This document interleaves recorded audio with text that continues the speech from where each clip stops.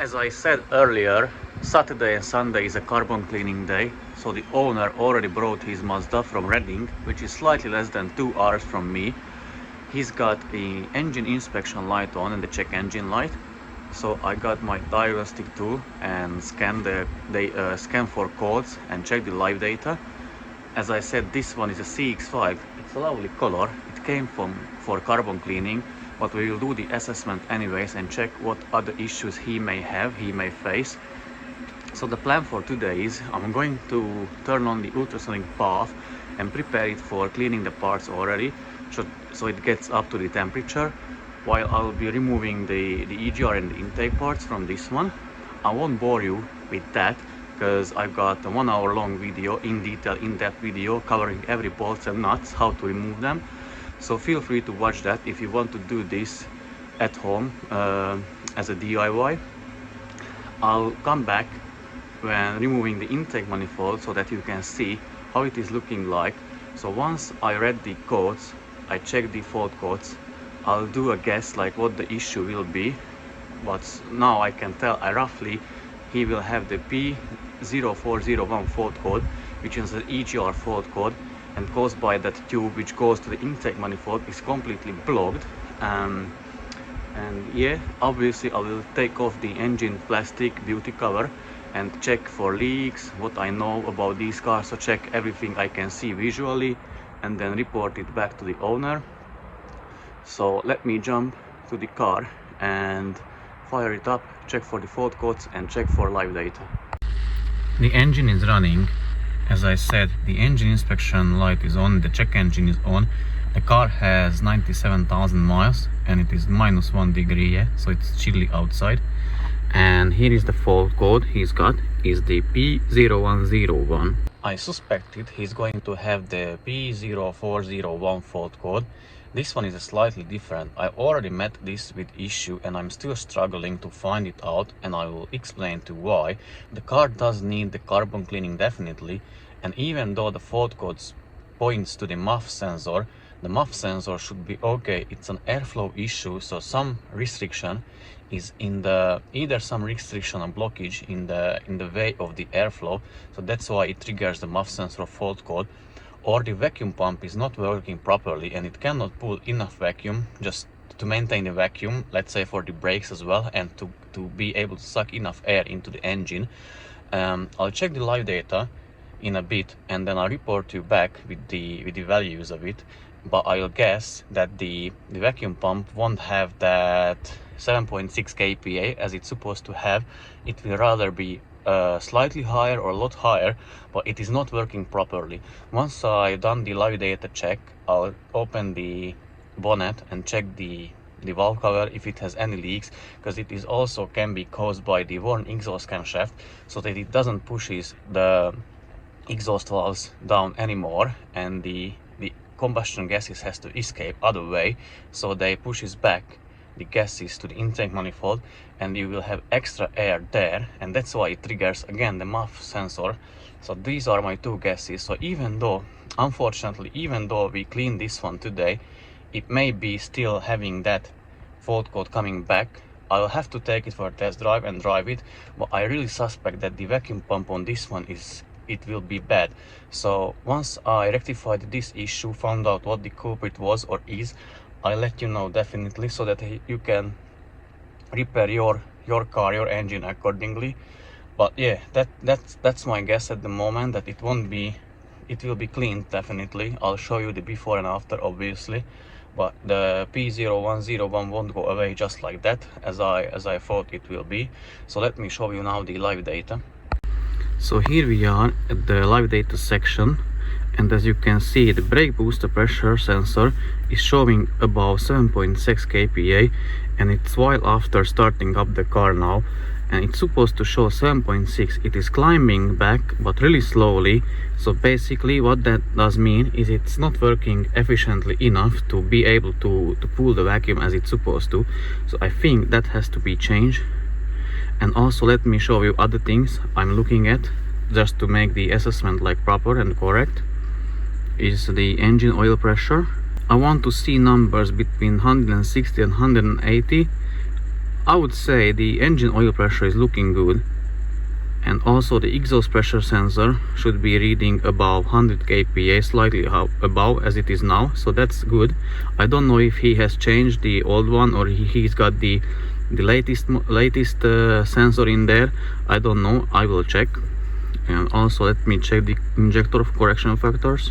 They seem also good to me, supposed to be between minus and +1.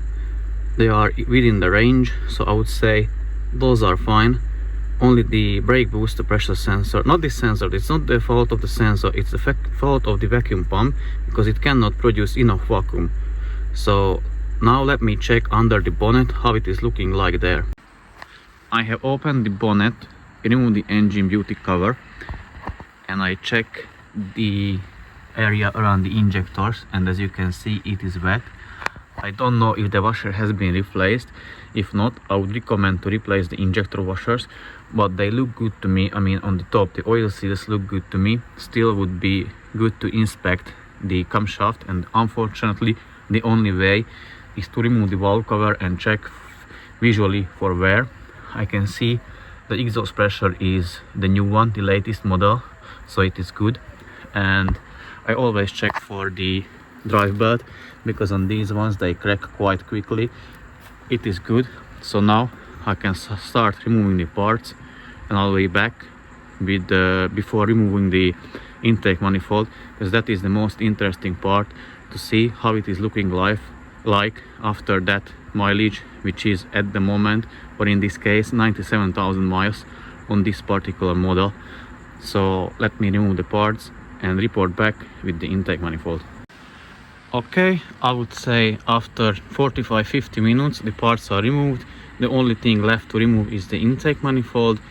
It took me like quite short period of time this time, because I've got help and experience as well, so I know which bolt goes where, which nut goes where, what are the sizes, so I got experience. So yeah, now let me remove the intake manifold first hand, so that you can see as well how the things look like underneath. So I'm removing the intake manifold now. Pull it towards you,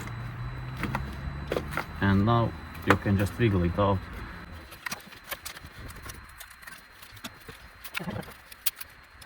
Okay, here is the condition of it, how it is looking like, and let me show you the intake ports as well.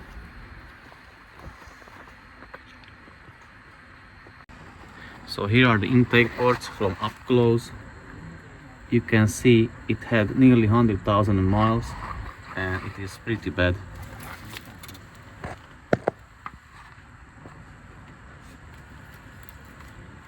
There's no doubt that this engine needs the carbon cleaning. And now let me show you the rest of the parts.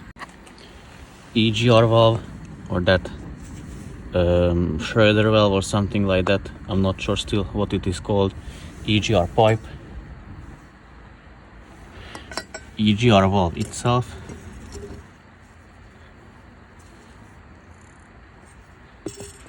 still need to separate those two things. 10mm bolt down there. And let me show you the EGR cooler. Here is the EGR cooler.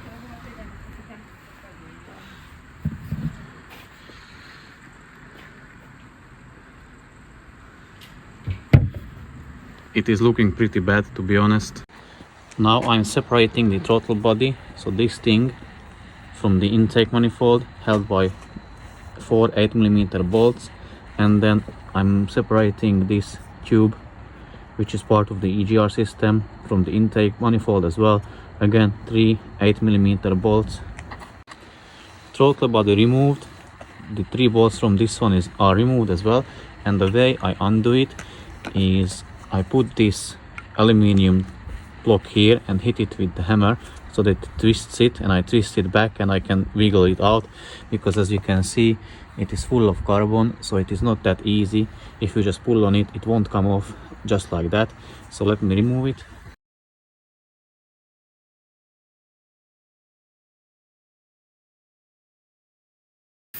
So guys, one pro tip for the EGR cooler. This one hasn't been cleaned yet.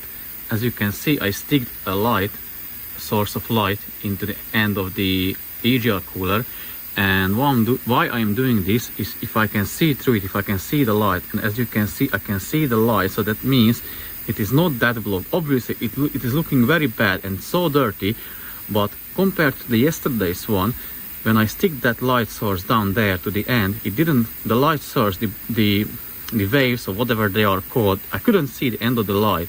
So now it is looking better. Obviously it will need cleaning so that the exhaust gas can freely flow through those channels, but this is how you can test your EGR cooler if it is worth cleaning or not. Obviously we managed to clean that one, but it took us 2 days to clean just one EGR cooler. So yeah, you may be able to be better off by getting a used one and cleaning that if your EGR cooler is so clogged. So now I'm going to scrape this off, initially this one, then let it sit in a fluid, and then put it into the ultrasonic bath and clean it. I'll show you back how it is looking like after the cleaning. On this Mazda, unfortunately, I can only do 2 ports at the same time because I couldn't even stick this tiny bore scope down the holes.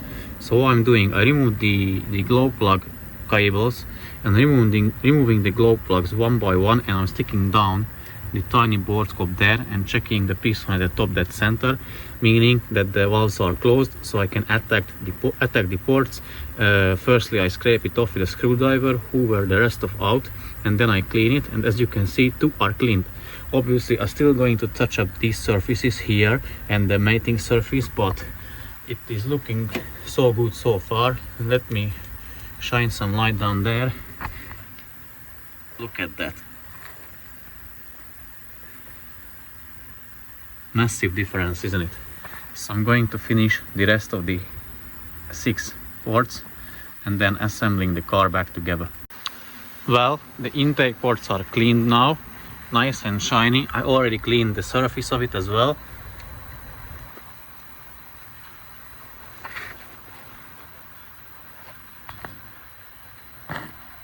You see that wetness? That is because I clean the surface with carbon cleaner as well, and then with the wire brush I brush it off.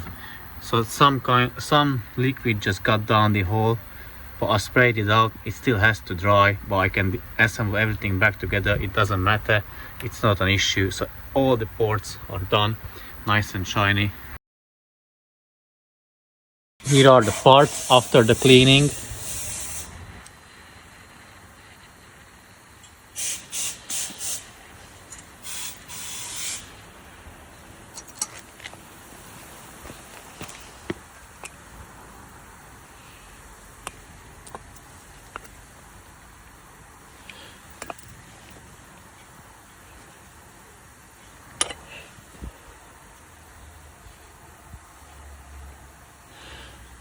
The EGR cooler is still in the ultrasonic bath just one more time because that gets back to the engine as last one, and I'll show you the intake manifold, how it is looking like now. So here is the intake manifold. Obviously surface will be still touched up, every mating surface, but as you can see it is very good. Obviously that has to be blown out by the air compressor, so it will be blown out one more time. The surface will be cleaned one more time, but we are looking at inside now, and I dare to say it is as close to brand new as it can be.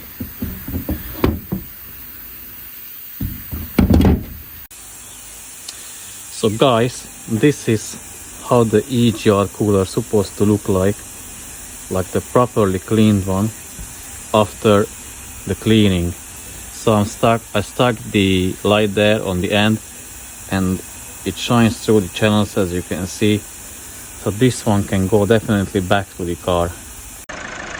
It is 4:30 now. We managed to start it. Obviously it's fired up. I'm still letting the air out of the cooling system. I sit inside. The check engine light has already gone, but I think it will come back. So once I'm done with bleeding, I'll report back after the test drive if it appears back or not. I still think it will come back, but we will see. Hope for the best, and yeah, see after the test drive.